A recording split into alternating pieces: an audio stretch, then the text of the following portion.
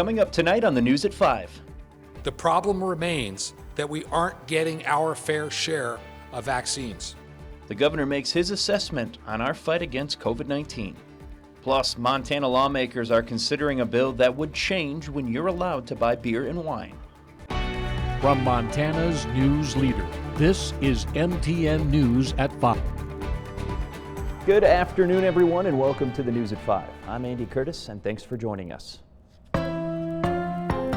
On Wednesday, Governor Greg Gianforte provided the state's assessment of the COVID-19 pandemic and vaccination efforts across Montana. Gianforte thanked Montanans for the continual downward trend in cases after a surge at the beginning of the year following the holidays. February is also the first month since August that saw days with hospitalizations under 100. Gianforte praised vaccination efforts in the state, but says Montana isn't getting the doses it should be. Senators Tester, Daines, and Representative Rosendale all joined the governor this week in calling upon the Biden administration to provide more vaccine doses to Montana. We can administer half of our weekly allocation of first doses in one day, and we've done it. The problem remains that we aren't getting our fair share of vaccines. Missoula County was recently added to the federally qualified health center COVID-19 vaccine program following the call for more vaccine doses. Gianforte says he hasn't been given a clear reason for why Montana is 45th in the nation for vaccine allocation per capita. And active cases in the state continue to fall, falling below 2,500. Just over 200 additional COVID-19 cases were reported in Montana today, and currently there are 96 people hospitalized with the virus. And one death was reported today as well, bringing that statewide total to 1,344. Now again, MTN does use a combination of state and local data to report COVID-19 cases and deaths across the state. And now with another look at our forecast, Chief Meteorologist Curtis Kremenitz. Well, good afternoon, Andy. Good afternoon, everybody. A little light snow moving through parts of the state here at times today. That snow flakes still flying, although the snow is beginning to taper off here. Starting to see some of that move on off towards the south, but still parts of Broadwater County under a winter weather advisory, really for the Deep Creek Pass area. Also, northwest Montana under a winter weather advisory. Our old foe, a wind chill advisory back here for really parts of the High Line and the Canadian border, and an avalanche warning, meaning avalanches are imminent here in the southwestern part of the state. The snow, boy, it's nice. It still is in the trees. It's white. Well, that serene snow is about to get sloppy for a couple of reasons. One, we've got wind moving in and warmer temperatures that will kind of make things a little messy out there. I'll have more on the full forecast coming up. Republicans in the Montana House on Wednesday advanced a bill that says essentially businesses cannot be required to enforce local public health mandates, such as wearing face masks in the current pandemic. The bill, sponsored by Belgrade Republican Jedediah Hinkle, says no local government or health board can issue an order that denies a customer access to a business's premises or services. So, if a city or county has a mandate to wear face masks or limit customer numbers or hours, the businesses can't be held accountable for not enforcing that order. Now, the House endorsed the bill on a 66-34 vote, with all but one Republican in favor. Hinkle said businesses shouldn't be required to enforce these mandates and that many had been harmed by such orders during the COVID-19 pandemic. Democratic opponents said the bill essentially destroys public health initiatives and could make it difficult or impossible for governments to respond to future pandemics. The measure faces a final vote in the House on Thursday before advancing to the state Senate for consideration. And Montana lawmakers are also considering a bill that would allow stores to sell beer and wine earlier in the morning. The State Business, Labor, and Economic Affairs Committee held a hearing earlier today on Senate Bill 207. Senator J.P. Pomnikowski says she wants stores to be able to sell beer and wine starting at 6 a.m. instead of 8 o'clock a.m. She says that will benefit people heading out early for outdoor activities and people shopping when stores set aside early hours for seniors and those with health conditions. As originally written, the bill could have allowed sales anytime between 2 and 8 a.m., but she said that she's willing to have it amended after hearing concerns from taverns and store owners. Senate Bill 207 allows our sportsmen and our early morning fisher people and boaters to buy beer and wine and seltzers and stock their coolers, and to allow our seniors or health cautious Montanans who are shopping during early open hours to buy their drinks for later enjoyment. The committee took no immediate action on the bill. And a new butcher shop by the name of Cooley Cuts has opened its doors in Conrad. Cooley Cuts is a full-service beef outlet that offers walk-in, pickup, and shipping services, from premier burgers to choice cut steaks, prime ribs, and roasts. Cooley Cuts offers top-quality Montana grain-finished beef. And after some unexpected delays with their building restoration, Cooley Cuts was able to finally open their storefront on January 6th. The owner of Cooley Cuts says the inspiration to open his new business all started with a drive-through, the cattle herd, and a notepad. When I graduated in May of 2014, I knew it was something that needed to be done. I just wanted to do it, and then life got busy and it just kept put off and put off. In 2016, I started the paperwork and started getting it going, and then it kind of just flatlined again and forgot about it. And then during the pandemic, I saw how much it was needed, so I just went for it. Cooley Cuts is open from 11 to 6 Wednesday through Friday and 10 to 2 on Saturdays, and they offer free delivery in town 7 days a week. Well, Great Falls Fire Rescue's chief says the new truck the department is trying to get would be a big improvement for the department. As we reported to you last night, Great Falls City Commissioners have given the department the okay to apply for a grant for the truck. Now, the Commissioner's approval was needed because the department would still need money from the city. Fire Chief Jeremy Jones says the truck would have a foot extendable ladder, and the department's current ladder truck and has been in service for a year longer than what is recommended. It would be a single rear axle truck that would give us a maneuverability that our current platform does not have within the community, and it would also provide us another resource for first response within our first due area. He hopes to know in September or October if the grant will be awarded. And when we come back, Chief Meteorologist Curtis Grevenitz will have a complete check of your forecast. And a little later, a serious debate on student loan forgiveness is happening in Washington, D.C. right now. We'll have more on what that could mean coming up next. Tracker weather starts now with Chief Meteorologist Curtis Grevenitz. All right, welcome back, everybody. Some light snow has been falling in parts of the state here for most of the day. You can see in Great Falls, at least the roads are looking clear around Geyser, but the temperatures have gotten a little chilly again. 14 degrees, feels like only 3 above zero in Great Falls, and still have some snow flying in Helena, and those temperatures have just kind of steadily dropped here today, and now we're at 19 degrees with a wind chill of 11. At least it's above zero. Teens for most areas. Look at Lewistown barely hanging on to the double digits right there. A little warmer out west around Missoula and Kalispell. And wind chills, 1 below right now in Glasgow, but again, there's a wind chill advisory for dangerously cold wind chill values here to the north of Glasgow, closer to the Canadian border, and then right along the Milk River and the High Line here for places like Havre and over through Chinook as well. So just keep that in mind through tonight into tomorrow. One lone little spot here, Broadwater County still under the winter weather advisory going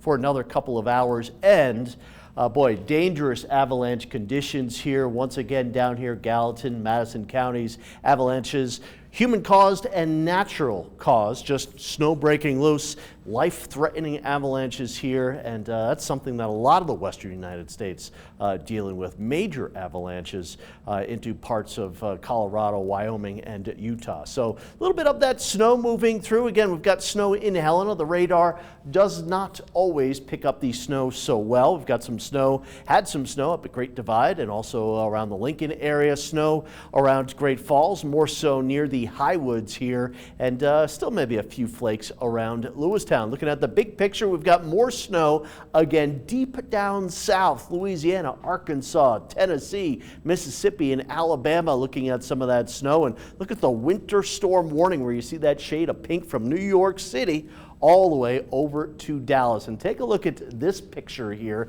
The turtles are okay. They are not done, but this is from a photo from Texas game wardens, and they are going around the Gulf Coast rescuing sea turtles that are stunned because of the cold temperatures here. When the water temperature dips below about 50 degrees, the turtles kind of become lethargic and they can't really swim so well. So Texas game wardens are going and rescuing the sea turtles.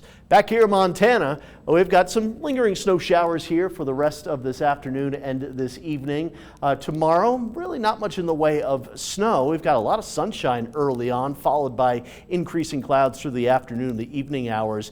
A little wind developing for the prairies tomorrow. Some snow showers Thursday night into Friday here. Friday will be a windy day across the north central part of the state here, so get ready for some wind blowing back in. Additional snow, not too much here, a little bit as we go into the western mountains Thursday night into Friday. Here's the forecast for tonight. Remember, wind chill advisory here out to the High Line from Havre through Chinook and Harlem, up there closer to about Opheim, Lewistown down below zero, even around Helena. We'll be down into the single digits above and below zero. Chilly night here tonight. And for tomorrow, a lot of sunshine. Watch for some blowing snow off of the Rocky Mountain front and out the High Line here. 16 and sunny in Opheim. They'll take it there. Lewistown about 26, and Helena should be right around 30 to 32 for a high tomorrow. Not much wind in Helena. Wind will come in on Friday, and look at those temperatures warming up into the 40s, even maybe near 50 degrees on Monday. Well, I don't see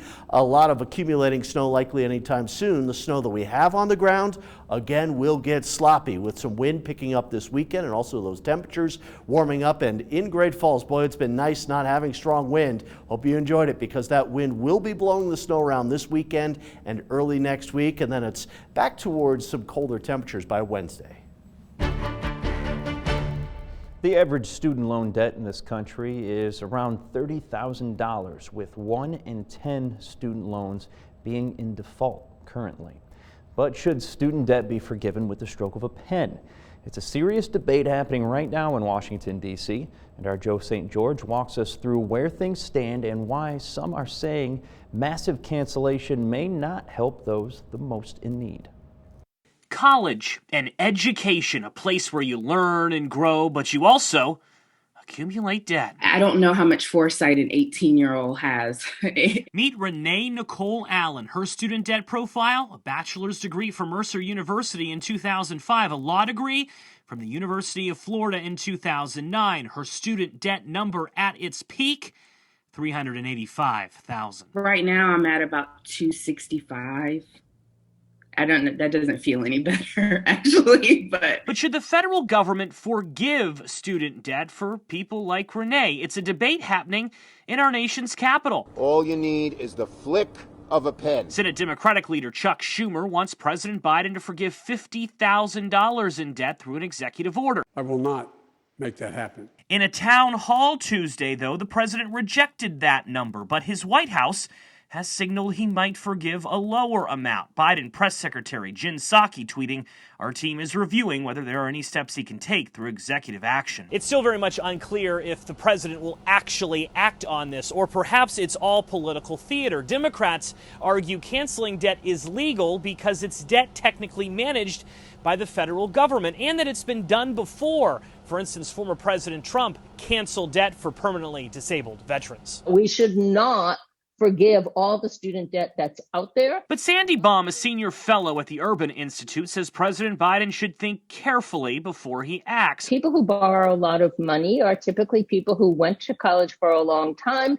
Many of them have graduate degrees, and those people tend to have relatively high income. Baum's research says helping those in the upper middle class won't help lower income earners who are in the most economic need right now, many of whom have no college debt because they didn't go. She also says there are plenty of struggling Americans who prioritized paying off their debt already, who may feel slighted. How would you feel if you just finished paying off your loans and then they said, oh, those people who didn't pay them, we're going to forgive them? As for Renee, she, like millions of Americans, is in wait-and-see mode. Since she plans on continuing to work in public service by teaching at St. John's University, she hopes her debt is forgiven in a decade because of current laws.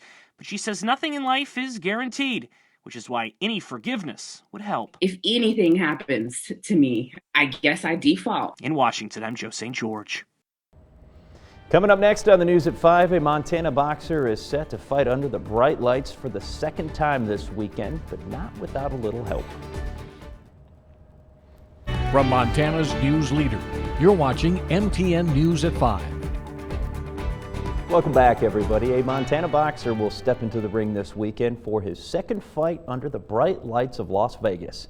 Only this time, he's going to have some help. MTN's Tom Wiley explains. Browning boxer Billy Wagner is preparing for the biggest fight of his life. On Saturday, he'll step into the ring at the MGM Grand in Las Vegas to face up-and-coming prospect Javier Martinez on the undercard of a top-ranked boxing event. Big opportunity for me. One of their guys, he's a top-ranked fighter. He was on an Olympic team. He just decided to turn pro, and I'm going to be fighting him his third professional fight, and this is my, I think this is my fifth professional fight. So, but this time he has an ace in the hole. It's going to be exciting, and well, I got a little game changer this time. In Wagner's corner will be none other than Montana boxing legend Todd "Kid" Foster, a former Golden Gloves national champion, a 1988 U.S. Olympian, and a professional with 41 wins in 46 fights over a 12-year career. He watched me win my third professional fight here in Great Falls. After the fight was over, he jumped in the ring, and I just asked him, I said, heck, Todd, when am I going to be able to get some training in with you? And he said, Monday morning at the gym. It's been an adventure. He's got to learn how to fight right and do things I've been wanting him to do.